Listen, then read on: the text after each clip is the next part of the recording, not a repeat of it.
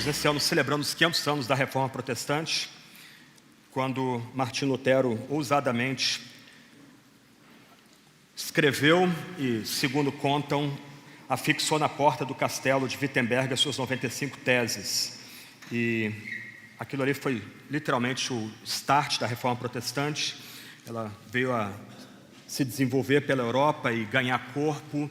Deus levantou outros pregadores que também estenderam a reforma além do campo luterano, inclusive. Mas esses 5 temas que nós estamos celebrando aqui resumem basicamente a grande parte do protesto que aqueles homens levantaram no século XVI. E eu quero tratar de sola gratia, ou somente a graça, a partir do livro de Romanos, capítulo 3, versos 21 a 26. Nós não vamos ler a passagem bíblica agora. Eu quero explicar alguns pontos antes de nós irmos à passagem bíblica. Na verdade, se você quiser voltar um pouco aí a sua Bíblia, uma página ou o gadget que você está usando aí, um ponto importante para nós é que nós só conseguimos apreciar a graça quando nós entendemos a nossa miséria. Ainda que a epístola de Paulo aos Romanos não seja uma teologia sistemática, como alguns convencionam chamá-la, e eu vou mostrar para vocês daqui a pouco que o pensamento de Paulo não é tão sistemático como nós gostaríamos. De certa forma, ao entendermos a nossa miséria diante de Deus, antes de falarmos da graça, nós estamos seguindo, de certa forma, a estrutura que o apóstolo Paulo nos legou nessa famosa epístola. Se você prestar atenção, de certa forma eu vou oferecer um resumo dos 5 primeiros capítulos de Romanos para vocês, onde Paulo de fato exalta essa graça triunfante de Deus. Ele coloca para nós que quando a graça faz tudo, nós não fazemos nada, e esse é o tema da meditação de hoje cedo. Voltando um pouquinho então, quando nós olhamos Paulo explicando o nosso estado de miséria diante de Deus em Romanos capítulo 1, a partir do verso 18 até o verso 32, o que nós descobrimos aí são 2 ideias que não são contraditórias, mas que se complementam. Paulo começa a mostrar, logo nas primeiras páginas de abertura da sua epístola, que homens e mulheres que nunca ouviram falar de Jesus Cristo, eles já estão debaixo da ira santa de Deus, posto que o comportamento deles é marcado por impiedade e injustiça.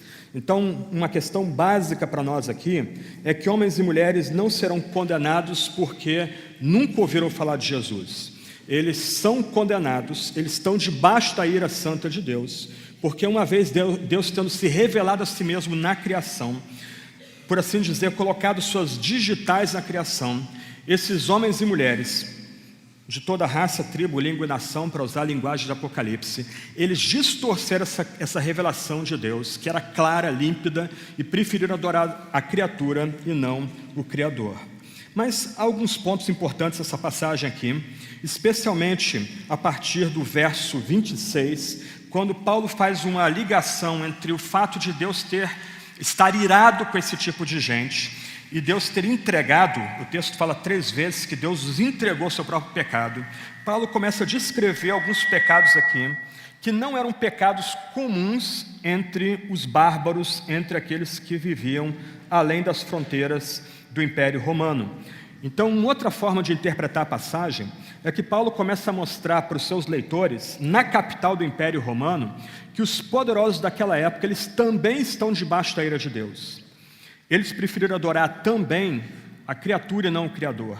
Eles criaram para si imagens à semelhança de homem, e quem conhece um pouco o mundo romano lembra das estátuas que enfeitavam as cidades romanas daquela época, celebrando os imperadores como seres semidivinos ou até mesmo como divinos. Aqueles que conhecem um pouco mais o Império Romano devem lembrar que os romanos usavam aves, quadrúpedes e répteis dos seus estandartes.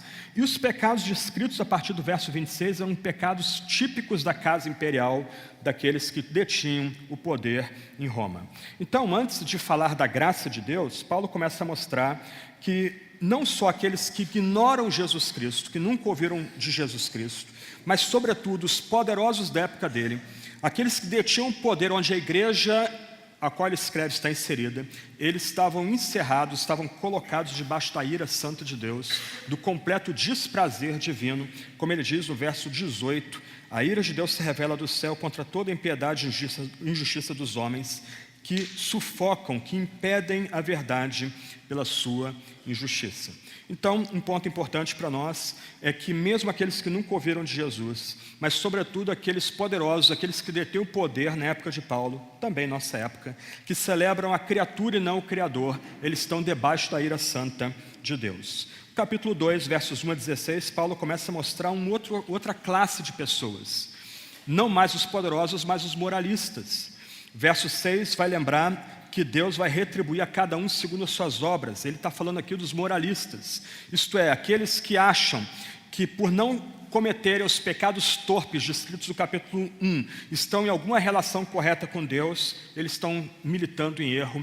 Deus está irado com os moralistas também. Deus está irado com aqueles que confiam nas suas próprias justiças, nas suas próprias boas obras. A ideia aqui é que alguém, argumentando com Paulo, diria: Paulo, você está certo, concordo com o que você colocou no primeiro parágrafo.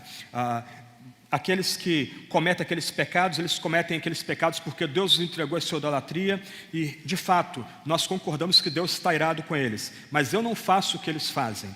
E Paulo vai lembrar que o que nós fazemos no coração é tão pecaminoso quanto aqueles romanos que cometiam aqueles pecados no corpo externamente. Então, Romanos capítulo 2, verso 1 a 16, Paulo lembra que Deus está irado com os moralistas. E do capítulo 2, verso 17, até o capítulo 3, verso 8, Paulo vai lembrar que Deus está irado com os religiosos.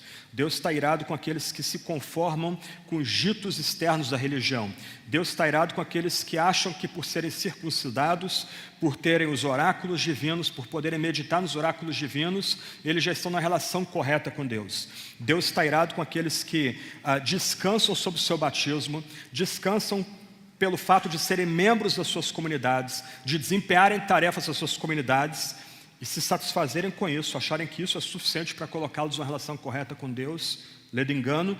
Deus está irado com o homem da igreja, com o religioso também. Deus despreza a religião como base de salvação, como a base de uma relação correta com o Deus vivo. Aí nós entramos no capítulo 3, versos 9 até verso 20. Paulo resume todo o seu argumento. Eu não vou ler a passagem, você pode ler depois, ela é bem conhecida. Paulo faz um tipo de um pupurri de vários versos do Antigo Testamento para provar o seu ponto, que todo ser humano, de toda etnia, poderosos, moralistas, religiosos, bárbaros dos judeus, bárbaros aqui, aqueles não helênicos, todos eles estão debaixo da ira santa de Deus, todos eles incorrem em ofender, ou eles agem para ofender a santidade de Deus, e por isso eles estão debaixo da ira santa de Deus. Nos versos 19 e 20, há uma menção importante à lei. Ele vai lembrar que todos esses tipos de seres humanos, poderosos, os que não conhecem de Jesus, os moralistas, os religiosos, todos eles estão debaixo da lei, para que debaixo da lei eles fiquem calados, eles não têm nada para argumentar com Deus, eles estão face a face com um julgamento divino, porque a lei não é caminho de salvação, antes pela lei veio o pleno conhecimento do pecado. A lei que Paulo tem em vista aqui é a lei moral, aquela lei dada em resumo no Sinai, aquelas instruções que Deus deu na renovação da aliança do Sinai, e diante daquela lei, todo homem, todo ser humano é pecador. A ideia de Paulo aqui é que se nós quebramos um daqueles mandamentos, uma daquelas instruções, nós praticamente quebramos a lei toda. Ao quebrar a lei, nós incorremos no julgamento divino. Ao quebrar a lei, nós somos colocados debaixo dessa ira do Todo-Poderoso. Em linhas gerais, por enquanto, é isso que Paulo tem a falar do pecado. Em linhas gerais, o que Paulo destaca nesses primeiros 3 capítulos é o que os teólogos têm resumido em termos de 2 expressões-chave. Toda a humanidade, todo ser humano, ele está debaixo de depravação total e debaixo de incapacidade total. Homens e mulheres sem Deus e sem Cristo, eles têm todas as suas esferas, as esferas que constituem sua humanidade, maculadas pelo pecado, escravizadas ao pecado.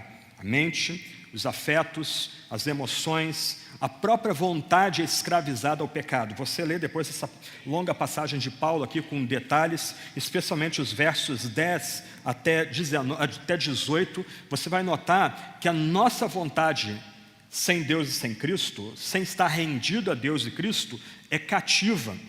Então, se os seres humanos estão debaixo da depravação total, eles também estão debaixo da incapacidade total. O ser humano, ele é incapaz de se voltar a Deus no estado descrito por Paulo nesses capítulos. Ele é incapaz de se mover na direção de Deus. Ele é incapaz de, pela sua própria potencialidade, andar na direção divina. Antes, o que ele busca é simplesmente a queda. Como Paulo diz em Romanos capítulo 1, 3 vezes ele repete, Deus os entregou. Para quem gosta de desenhos animados, a melhor ilustração aqui é aqueles desenhos de Pernalonga antigos, em que tá lá os personagens de desenhos animados andando na neve, um deles cai, ele vai rolando na bola de neve, vai levando todos os outros na bola de neve. Essa é a humanidade sem Deus e sem Cristo. Ela tem tudo que lhe constitui como humanidade, vendida ao pecado, escravizada ao pecado. Consequentemente, ela é incapaz de se voltar para Deus, incapaz de abraçar Deus e Cristo por si só. O que nós temos aqui, então, é um tipo de nó górdio, um tipo de um problema que nós não temos como resolver. O que Paulo estabelece nos primeiros capítulos é que só Deus é santo, e Deus é absolutamente santo. E esse Deus que é reto e justo está irado com o nosso comportamento, irado com o nosso pecado, irado com o que nós somos internamente, inclusive, e com nossos esforços pobres e tolos de tentar nos aproximar de Deus e tentar satisfazer a Deus por nossas necessidades. Como seres humanos, pecadores, como seres humanos, como descritos nesses 3 primeiros capítulos, podem entrar em comunhão com Deus que é totalmente santo, totalmente reto. Um Deus que não tolera o mal, um Deus que está irado contra o pecado, também contra pecadores. Esse é um problema que a gente não tem como resolver. A gente não pode mudar a nós mesmos. Deus não muda a si mesmo. Deus permanece completamente santo. Logo, Ele não tem como ter comunhão com homens e mulheres completamente pecadores, como descritos por Paulo nos capítulos de abertura em Romanos. Se Deus não muda, nós precisamos mudar, mas a gente não consegue mudar. Como resolver então essa tensão? Como resolver esse problema? Nós não temos como resolver esse problema, mas Deus o resolve em Jesus Cristo. Deus envia Jesus, nosso único Salvador, o seu eterno Filho, Deus de Deus, luz de luz, verdadeiro homem, nosso representante, para resolver esse problema que nós não temos como resolver. E o surpreendente é que o único meio pelo qual nós recebemos Cristo é a fé, e a fé somente. E isso é tudo que Deus requer de pecadores, que a gente venha descansar no perdão, na graça, na justiça, na reconciliação, na propiciação que é dada em Cristo Jesus, que Ele, o eterno Filho de Deus, Deus com o seu amado Pai, resolve o problema que nós não temos como resolver. Vamos ao texto então, Romanos capítulo 3, versos 21 a 26. Provavelmente, como um comentarista sugere, talvez o texto mais importante do Novo Testamento sobre o que Cristo fez na cruz, como Ele foi graciosamente gracioso conosco no Calvário, resolvendo esse problema que nós não tínhamos como resolver.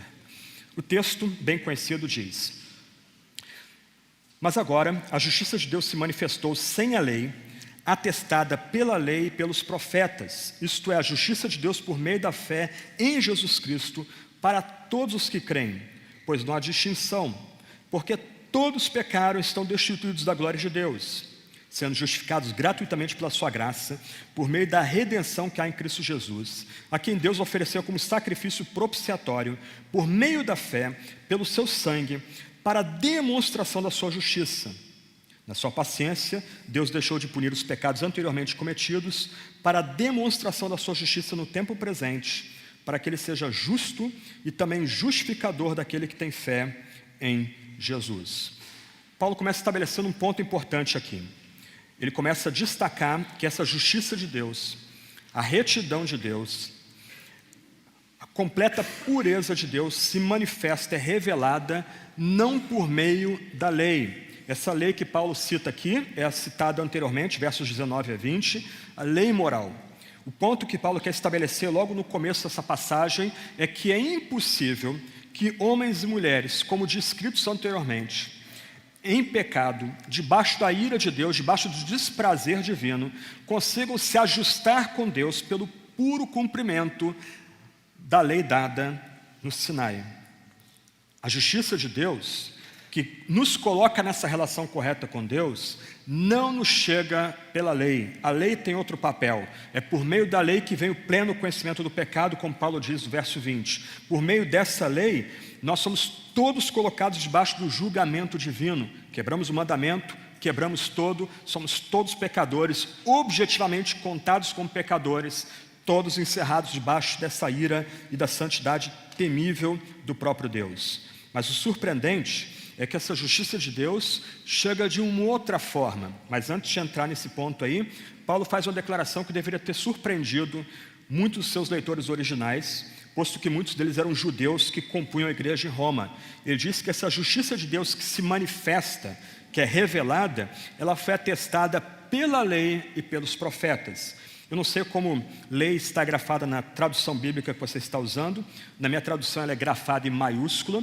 É uma tentativa dos tradutores aí de distinguirem essa menção da lei, nesse ponto do versículo, da lei mencionada anteriormente.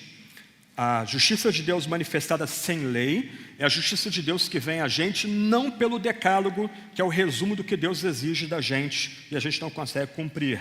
Mas o surpreendente é que a justiça de Deus que Paulo vai oferecer para os seus leitores e para nós hoje aqui, ela não é uma novidade. Esse é o ponto de Paulo aqui com essas duas expressões atestadas pela lei e pelos profetas. O que Paulo quer destacar é que o ensino que ele está oferecendo para a igreja de Roma, que ele está comunicando à igreja de Roma, é um ensino atestado nas páginas do Antigo Testamento. Isso pode surpreender aqueles entre nós que foram criados, principalmente no campo mais fundamentalista, com aquela noção de que o povo de Deus no Antigo Testamento seria salvo pelas obras, ou pelo cumprimento, ou pela permanência nas obras da lei, e agora na nova aliança, na chamada nova aliança, aqueles que recebem a Jesus são colocados em uma relação correta com Deus por meio da graça. O que Paulo está dizendo aqui é que, na verdade, o ensino da justiça de Deus que vem pela fé somente foi ensinada nas páginas do Antigo Testamento. Paulo vai explicar isso, sobretudo, em Romanos capítulo 4, versos 1 a 25, quando ele começa a mostrar que o que ele explica para nós nesse trecho que nós estamos considerando agora de manhã foi o ensino, mas também o conforto e a esperança de Abraão e de Davi. Os dois grandes homens do Antigo Testamento, eles experimentaram a vinda da justiça de Deus sobre eles, não pelo cumprimento das obras da lei, mas mediante a fé somente. Então, verso 21, Paulo lembra que a justiça de Deus se manifesta não mediante a lei, mas essa justiça de Deus, ele faz um corte aqui antes de continuar o encadeamento do pensamento dele. Ela foi anunciada no Antigo Testamento, no Pentateuco, nos profetas. O que ele está comunicando à igreja de Roma não é uma novidade, antes está baseada no próprio Antigo Testamento. É o ensino mais profundo do Antigo Testamento de que Deus comunica a sua justiça mediante a fé. Nota no verso 22 como Paulo retoma a sua linha de pensamento. A expressão atestada pela lei e pelos profetas é meio que um parênteses no meio da passagem. Ele começa dizendo que essa justiça de Deus, a retidão de Deus, ela é comunicada por meio da fé em Jesus Cristo.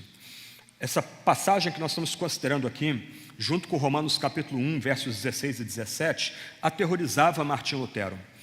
Eu curto muito a arquitetura gótica, a arquitetura românica, e é muito interessante que elas são a janela para entender muito da teologia da Idade Média. E é curioso notar que muitas vezes Jesus era retratado não tanto como Salvador, mas como juiz sentado no trono e que virá para julgar com fúria seres humanos pecaminosos.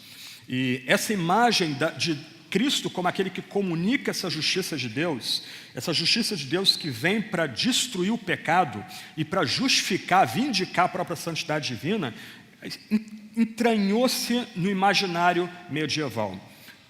Lutero, quando então considerava essa passagem, ele ficava aterrorizado com essa passagem, porque ele supunha que a justiça de Deus aí era essa justiça que viria em julgamento para acabar com todos os ímpios e todos os iníquos.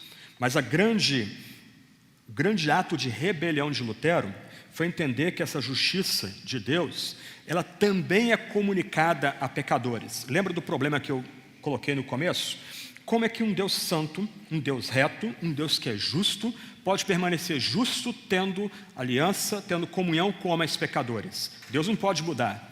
E Deus não muda, Ele é imutável. Mas do outro lado, nós temos que mudar. Só que nós não conseguimos mudar por nós mesmos. É necessário então que essa justiça de Deus seja recebida por meio de Cristo Jesus, ou seja, manifesta em Jesus Cristo e recebida pela fé somente. Então a retidão de Deus, a santidade divina, a justiça de Deus, ela é dada em Jesus Cristo.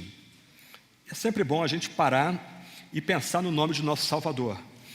Esse é um problema nosso quando a gente ganha familiaridade com o texto bíblico. Jesus é uma transliteração grega, uma tradução grega do nome Josué. E esse era o nome de nosso Salvador. Ele é aquele que traz salvação da parte de Yahvé.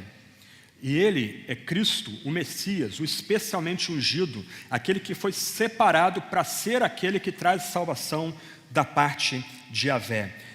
Jesus Cristo é aquele que comunica a justiça de Deus para homens e mulheres pecadores, como descritos os capítulos de abertura em Romanos. E o surpreendente aqui, que a única forma, o único meio pelo qual nós recebemos essa justiça de Deus em Cristo Jesus, ou por meio de Cristo Jesus, é pela fé e pela fé somente. Não pelas obras da lei, não pelo cumprimento da lei, uma tentativa de entrar numa aliança com Deus do tipo: façam isso e viveremos, ou façam isso e nós viveremos. Mas aqui nós somos chamados a receber essa justiça de Deus em Cristo Jesus pela fé somente. Eu entendo que um dos pregadores vai desenvolver o tema da sola fide, da fé somente aqui, mas é necessário fazer outra observação sobre a fé.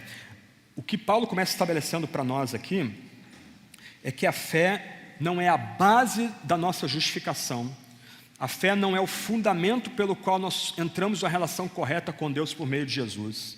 Mas a fé é o único meio pelo qual nós somos recebidos por Cristo e nos é dada a justiça que vem de Deus. Não a justiça que nos aterroriza, não a justiça do julgamento vindouro, mas uma justiça que transforma-nos. Não por meio de um processo, mas por meio de um ato, como nós vamos ver em breve. A fé aqui não é uma obra meritória. A fé não é nem algo que procede do ser humano, como a gente aprende em outras passagens do Novo Testamento. É o próprio Espírito Santo que gera a fé no coração de homens e mulheres pecadores. Mas num outro aspecto, isso que a passagem tem em vista, a fé aqui é literalmente estender as mãos vazias para Deus e para o que Ele está fazendo na cruz de Cristo por pura graça. Não há mérito num mendigo na madrugada estender as mãos para receber uma manta. Não há mérito num mendigo na madrugada estender as mãos para receber um prato de sopa. Se você está doente e quem cuida de você lhe traz um remédio, não há mérito nenhum da sua parte estender as mãos para receber um remédio. Não há mérito nenhum da nossa parte em dizer que nada mais a gente põe a nossa fé senão na cruz de Cristo Jesus. Nós literalmente estendemos mãos vazias para o crucificado. Cristo está posto diante de nós, com todas as suas feridas, todos os seus machucados, todas as suas chagas. Ele está sangrando naquela cruz. E na fraqueza dele, nós somos chamados a confiar, a depositar toda a nossa confiança somente nele.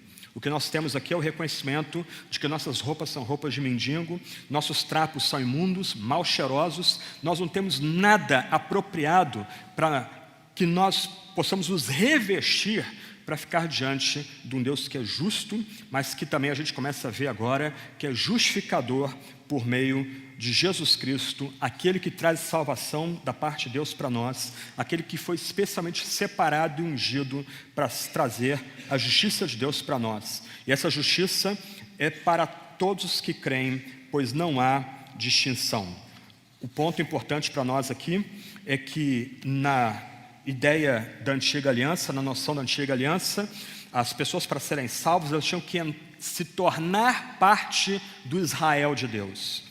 O estrangeiro, para ser contado como membro da aliança, ele precisava abraçar a fé de Israel. Basta você lembrar de Raabe, você lembra de Ruth, essas duas personagens importantes da história do Antigo Testamento. Elas abraçam os comandos e as bênçãos e graças que vêm do pacto. E na época agora do Novo Testamento, já havia uma ideia um pouco diferente entre o povo de Israel. A noção aqui é que o israelita, etnicamente, ele tem que ficar separado dos gentios, ele precisa se separar dos bárbaros, porque a graça agora é dada somente para israelitas. Os bárbaros e aqueles que são gentios, eles estão além ou aquém da graça divina. O que Paulo lembra aqui é que, conectado com o que ele tratou em capítulos 1, 2 e 3, é que se todos estão debaixo da ira de Deus, os que nunca ouviram de Jesus, os poderosos, os moralistas, os religiosos, agora essa graça gratuita em Jesus Cristo é manifestada a todos, como ele vai dizer aqui, sem distinção, judeus, gentios e bárbaros. Em outras palavras, o alcance dessa justiça é para toda a etnia. Toda etnia agora, onde ela se encontra, ela tem agora a oportunidade de ouvir falar de Jesus. E se colocar fé tão somente em Jesus Cristo, ela agora é contada como membro desse povo do pacto, como povo de Deus agora. O muro que separava essas duas metades, judeus e gentios, foi derrubado. Agora não há distinção. Jesus é oferecido a todos os que creem, judeus e gentios. E Paulo reforça o ponto aqui, para afastar qualquer ideia de salvação por meio étnico, porque todos pecaram e estão destituídos da glória de Deus. A expressão todos pecaram aqui tem em vista o pecado de cada um de nós comete, dia após dia, aquele nosso pecado pessoal. Tem em vista também tudo que Paulo já tratou nos primeiros 3 capítulos sobre o pecado. Todos pecaram, judeus e gentios, os que nunca ouviram falar de Jesus, os poderosos, os moralistas, mesmo aqueles sentados na igreja que escutam Jesus, mas confiam no seu batismo, confiam simplesmente em dominar o texto bíblico, conhecer o texto bíblico. Todos esses pecaram, todos pecaram. Só que é curioso que essa expressão aparece de novo em Romanos 5,12. E Paulo, lembra, ele não está escrevendo um tratado sistemático aqui, ainda que ele já tenha falado bastante do pecado nos 3 primeiros capítulos.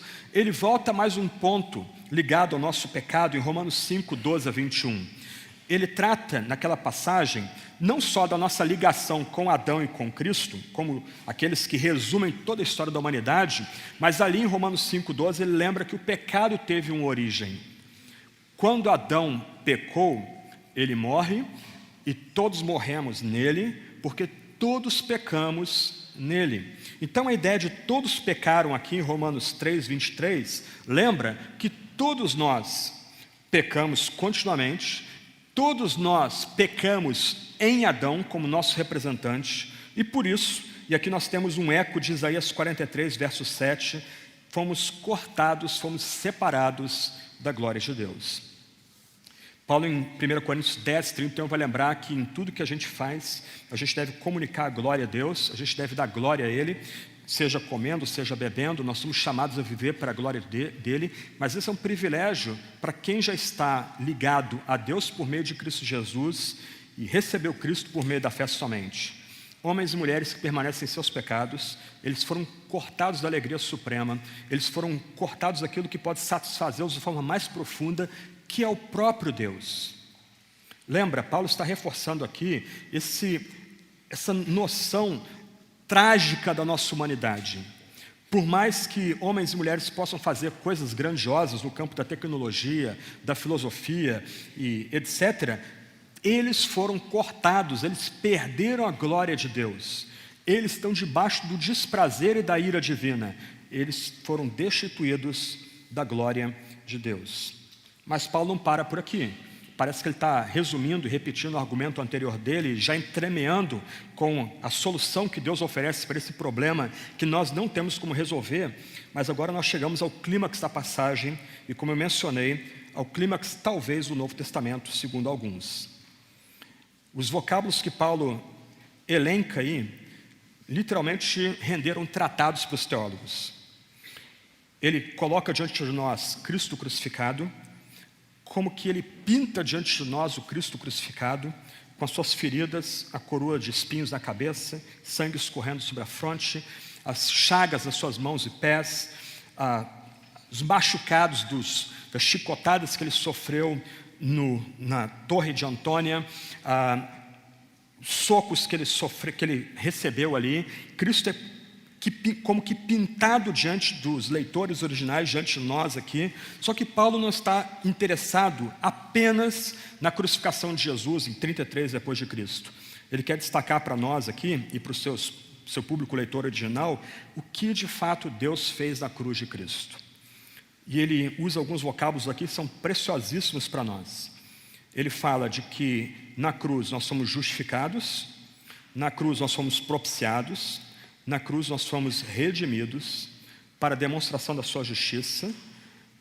E nota no verso 24, tudo isso ocorre gratuitamente por sua graça. Como eu mencionei, esses vocábulos aqui já renderam tratados teológicos imensos aí, escritos por teólogos, mas são tratados vitais para a gente. A obra de Cristo na cruz é tão magnífica, é tão possante, tão poderosa, que uma única palavra não tem como esgotar essa graça gratuita de Deus em Cristo Jesus, como revelado no sacrifício de Jesus no Calvário, no Gólgota. Paulo usa pelo menos 3 ideias aqui para comunicar aos seus leitores e a nós o que Cristo Jesus fez na cruz. Ele usa uma ideia tirada do tribunal, uma ideia tirada do mercado de escravos e uma noção tirada do templo para tentar nos ajudar, a nós e quem leu essa carta no passado, a tentar ter um vislumbre do poder, da glória, da força que há na cruz de Cristo, no que o crucificado fez, no que Deus em fraqueza fez em Jesus Cristo. A primeira ideia aqui, justo, justificador, é tirada do tribunal. A ideia de que diante do tribunal nós estamos em dívida, nós não temos como pagar essa dívida, e nós agora temos não apenas um advogado, mas surpreendentemente, nós temos agora alguém, Jesus Cristo, que literalmente se interpõe entre nós e o Deus vivo, o Deus santo, o Deus da ira, o Deus que não tolera pecado, transgressão e iniquidade. E o que ocorre aqui é que quando nós cremos em Jesus Cristo, aquele que é justo agora é justificador, como Paulo vai dizer no final do verso 26, ele é justo justificador, quer dizer, Deus ele permanece justo, Deus permanece completamente reto, completamente íntegro, Deus é santo, mas agora por meio de Jesus Cristo, para aqueles que recebem Jesus Cristo pela fé somente, lhes são comunicadas a bênção da justiça divina. Lembra, Lutero, quando olhava essa expressão, ele ficava aterrorizado com ela. Só que em algum momento da carreira dele, entre 1517 e 1521, ninguém sabe direito quando, ele vai entender que na verdade a justiça de Deus não está apenas relacionada com a ira e o desprazer divino quanto ao nosso pecado. Na verdade, esse Deus que é justo, reto, íntegro, santo, ele tem prazer em comunicar por meio de Jesus Cristo a sua justiça. Ele tem prazer em declarar justo os piores pecadores que creem e confessam e confiam em Jesus pela fé, ou descansam pela fé somente em Jesus Cristo. Todas as 3 palavras aqui têm a ideia de uma obra completa de Cristo no Calvário. Nesse ponto aqui, Lutero vai romper com toda a ideia medieval de que nós aqui, na medida que temos acesso à igreja, acesso aos sacramentos da igreja, nos tornamos gradualmente justos. O ponto aqui, talvez surpreenda você, é que quando você creu em Jesus Cristo do passado, quando você confiou somente em Cristo do passado, o Deus justo colocou na sua conta a sua própria justiça. E agora, você é contado como um homem e mulher completamente justo, completamente reto. Você é contado como um homem ou uma mulher, se crê em Jesus Cristo, como um homem e mulher completamente santo. Isso é surpreendente. Especialmente porque a nossa mentalidade é católica e nós achamos que Deus tem que ficar perdoando os nossos pecados minuto a minuto. Se nós não nos arrependermos, Deus não perdoa o nosso pecado. Irmãos e irmãs, nosso arrependimento, nosso quebrantamento diário é uma resposta de gratidão a exatamente isso que Deus fez na cruz do Calvário por nós.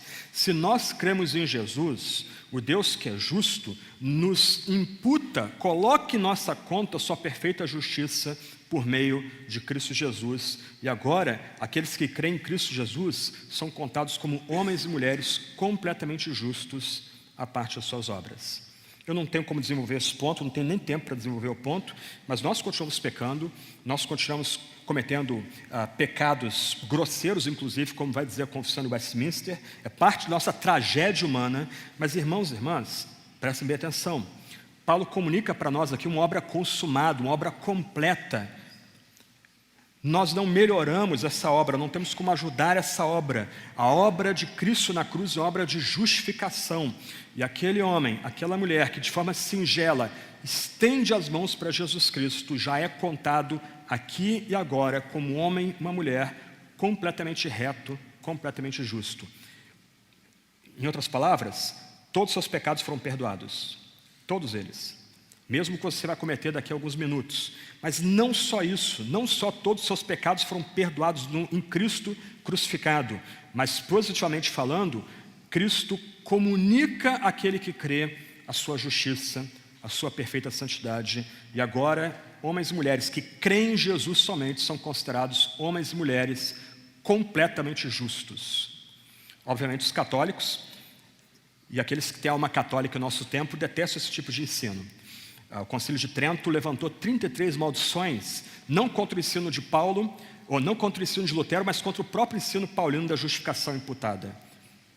Mais uma vez, se você crê em Jesus somente, você agora tem o status de um homem, uma mulher completamente justo.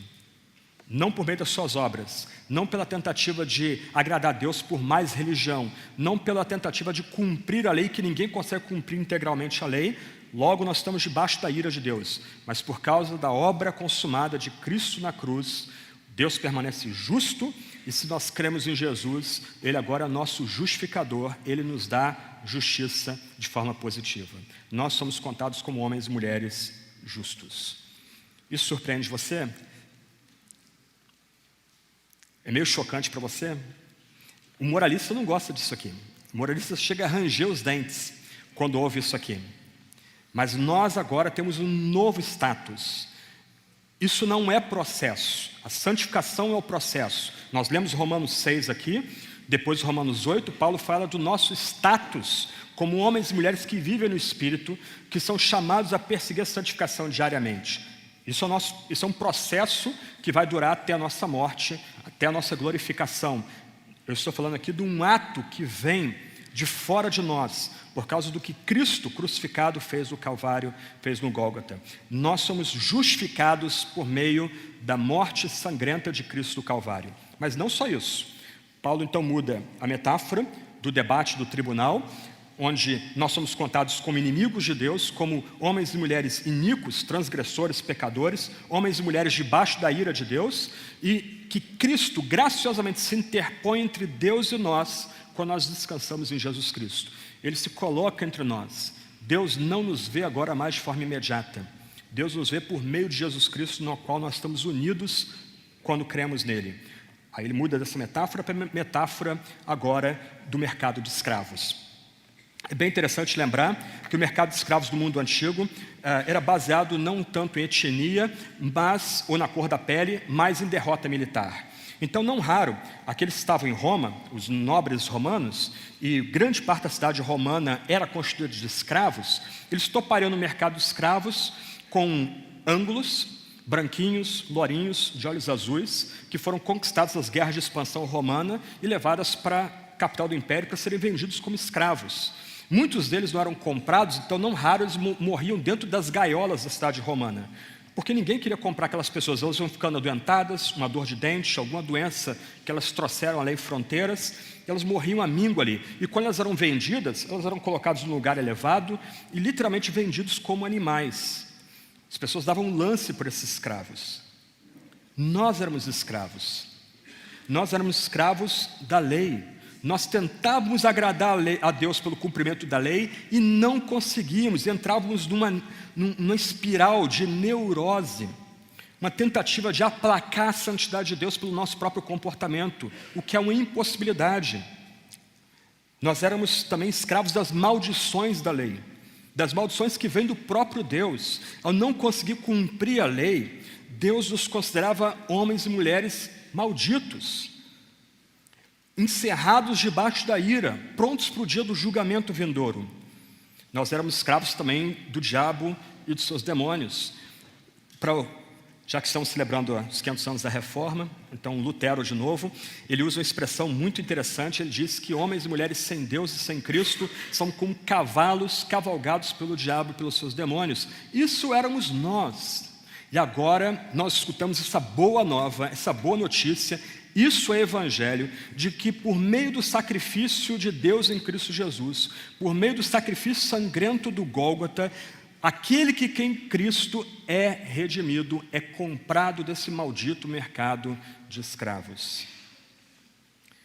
Se você crê em Jesus, e se você crê somente em Jesus, se nada mais você põe sua fé senão em Jesus Cristo e no que Ele fez na cruz, você é contado agora como um homem ou mulher justo e reto. Mas você também agora é contado como alguém que foi tirado do mercado de escravos.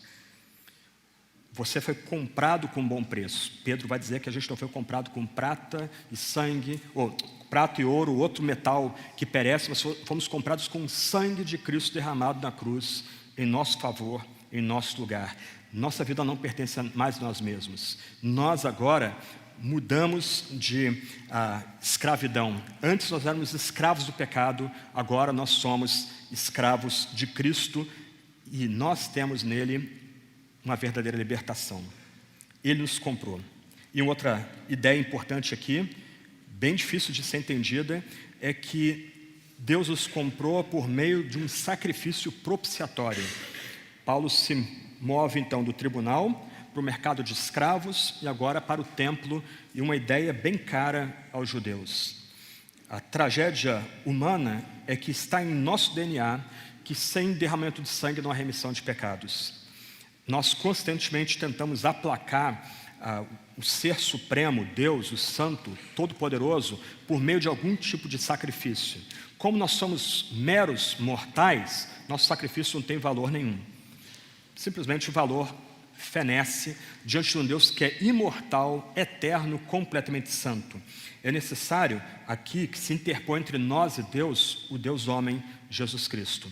É necessário que na cruz seja oferecido para Deus mesmo um sacrifício de valor eterno, infinito e imortal.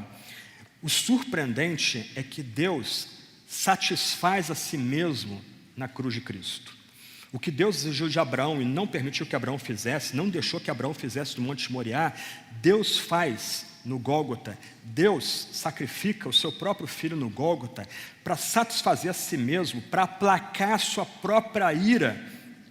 Então, aqueles que são escondidos em Jesus Cristo, aqueles que creem em Jesus somente, foi removido de sobre si a ira divina. Você consegue entender esses 3 pontos aqui? Irmãos e irmãs, se você crê em Jesus somente, se você confia somente em Jesus Cristo, primeiro, seus pecados foram, por assim dizer, cobertos pela justiça perfeita de Cristo Jesus. Você agora é contado como um homem, uma mulher completamente justo e reto, não pelas suas obras, mas pelo que Cristo fez na sua vida terrena, sobretudo o seu sacrifício remidor no Calvário. Eu não entendo isso, talvez Augusto Nicodemos possa explicar para a gente, quando Paulo vai dizer que no dia vindouro, no dia do Senhor, quando Ele voltar em juízo, nós nos assentaremos com Cristo para julgar os anjos. Não vai ter filminho passando a nosso respeito, como alguns pregadores populares querem falar. Quando nós nos apresentarmos diante de Cristo, no dia vindouro, imediatamente Ele, nosso Salvador, se interpõe entre nós e Deus. E nós já somos contados lá, como homens e mulheres que já foram justificados desse lado da existência. Você foi redimido se você crê em Cristo. Você foi tirado do maldito mercado de escravos. Sua vida agora não pertence mais àqueles antigos senhores, a lei, as maldições da lei, Satanás e seus demônios. Sua vida agora pertence somente a Jesus. E mais do que isso, a ira foi removida que estava sobre você. João vai lembrar que quem crê em Cristo já tem a vida eterna. Aquele que não crê em Cristo, a ira de Deus já permanece sobre ele.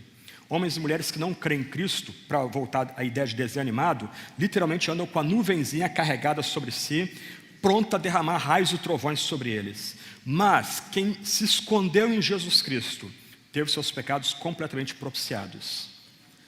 O Deus que era contra nós agora é por nós. O Deus que antes era o Deus da ira, o Deus do julgamento, o Deus santo que a gente não conseguia ver face a face, agora é o Deus por nós, o Deus que se inclina em nosso favor, o Deus que vem a nós em Jesus Cristo, do sacrifício sangrento da cruz.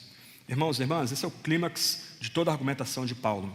É literalmente a dobradiça da epístola de Paulo aos Romanos, sendo justificados gratuitamente pela sua graça, por meio da redenção que há em Cristo Jesus, a quem Deus ofereceu como sacrifício propiciatório, por meio da fé, pelo seu sangue, o sangue de Cristo derramado, para demonstração da justiça.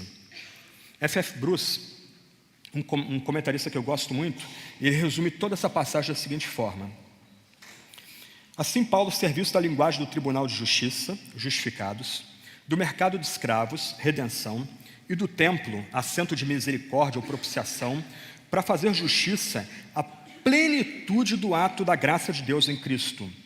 Perdão, libertação, expiação são postos ao alcance do homem pela livre iniciativa de Deus e podem ser assimilados mediante a fé.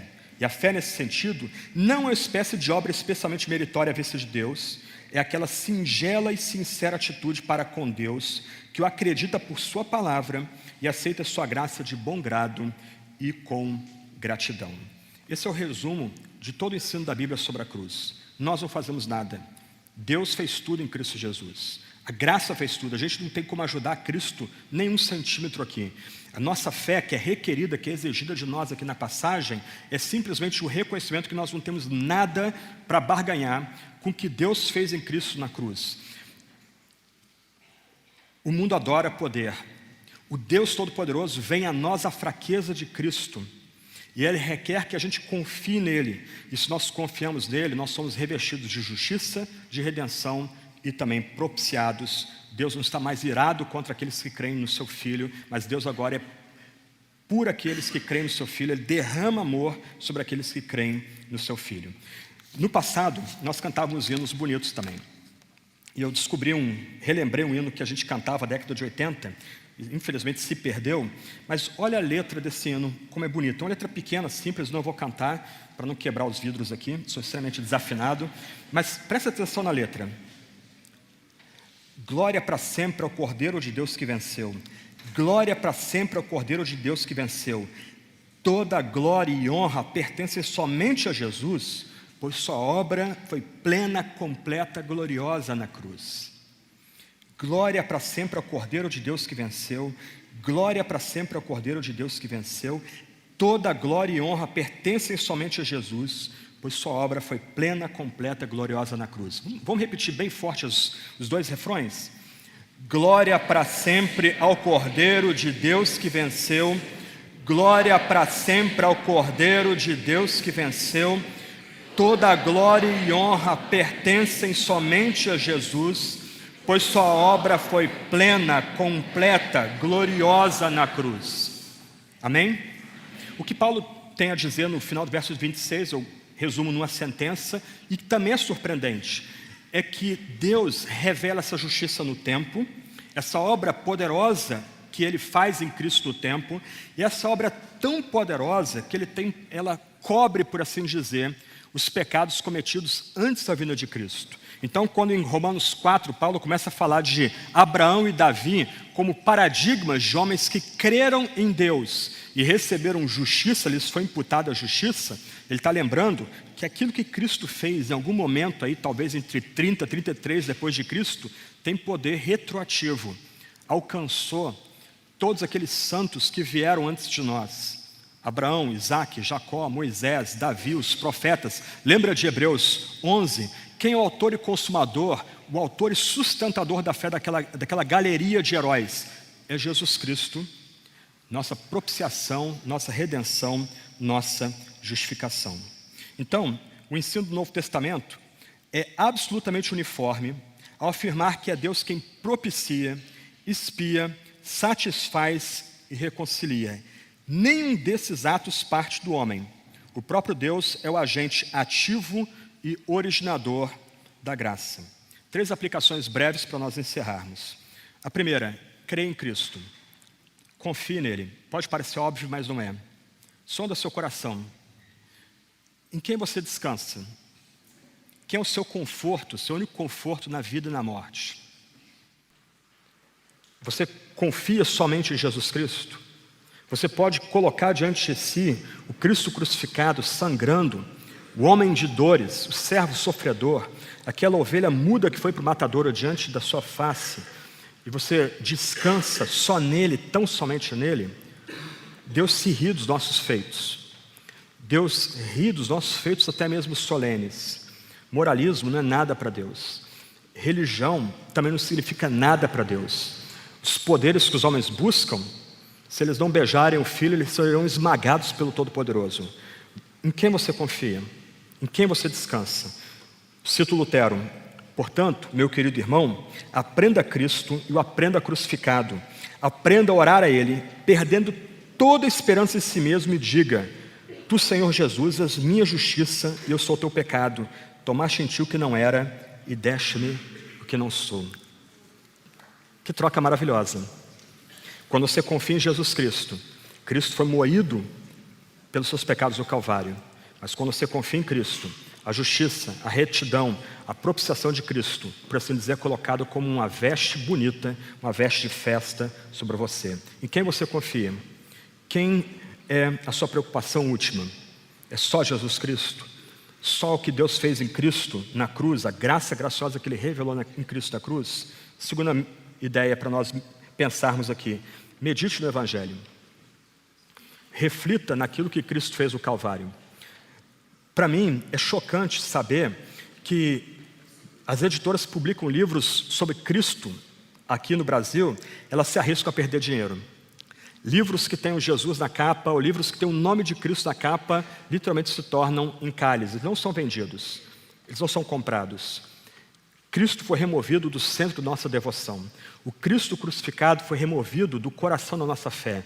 O símbolo da nossa fé é a cruz. É o Cristo pregado na cruz que nos salva. Então medite no Evangelho. Saboreie o Evangelho.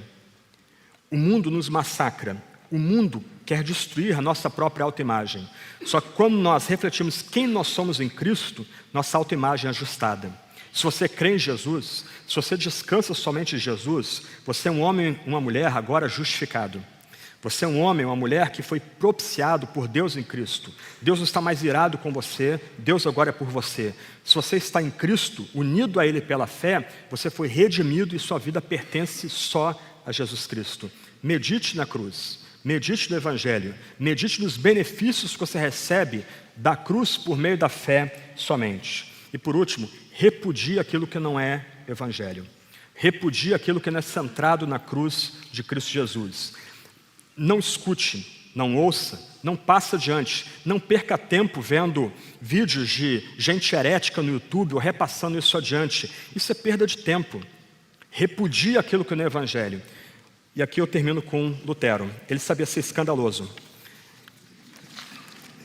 Ele pregando um sermão de Natal sobre Estevão, ele disse o seguinte, presta atenção: o guarda de um bordel público é menos pecador que o pregador que não entrega o verdadeiro Evangelho, e o bordel não é tão ruim assim como a igreja do falso pregador. Isso surpreende. Lembre-se que a doutrina do falso pregador não causa nada mais que dia a dia desviar e violar almas recém-nascidas do batismo, cristãos jovens, almas tenras, noivas virgens, puras e consagradas a Cristo. Considerando que o mal é feito espiritualmente, não fisicamente como num bordel, ninguém observa, mas Deus está incomensuravelmente descontente. Repudie aquilo que não é Evangelho. De um lado, medite no Evangelho, saboreie aquilo que Deus fez em Cristo por você na cruz. Mas do outro lado, lembra que tudo aquilo que não é Evangelho já é anátema. Já foi cortado da presença do próprio Deus. Não importa quem seja que ensine outra ideia que não seja centrada em Cristo crucificado, repudie isso. Medite na cruz de Cristo, confie na cruz de Cristo. Não coloque sua fé em nada mais que não na cruz de Jesus Cristo. Vamos orar.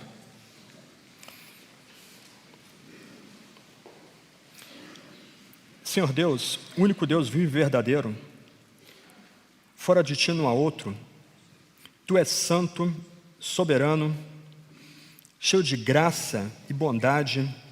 Ó Deus, nós nos humilhamos diante da tua face, a gente reconhece que a gente não é nada, Senhor. Como teu servo disse no passado, diante de ti, sem Cristo, a gente é só um miserável saco de pó e vermes. Mas por pura graça, por graça graciosa, tu enviaste teu único filho, o filho do teu amor, o filho com o qual o Senhor desfrutou de aliança e amor na eternidade.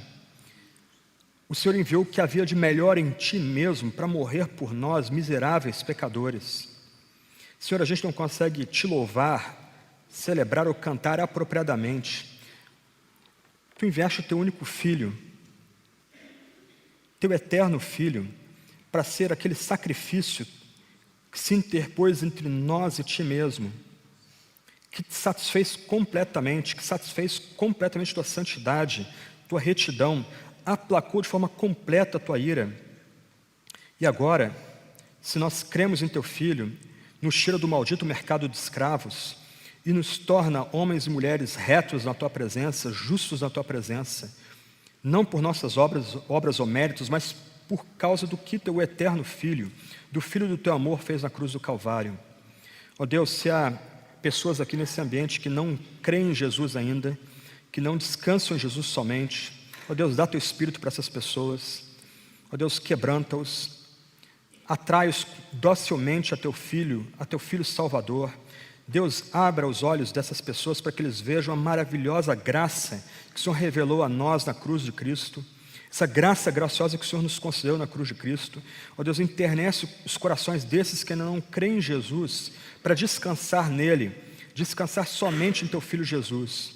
Ó Deus, e aqueles entre nós que já creem em Cristo, ajuda-nos, ó Deus, dia a dia, a saborear, a meditar na beleza da tua graça, no poder da tua graça, nos benefícios que tua graça concede a nós, não por nossos méritos ou obras, mas pelo que Cristo fez na cruz somente.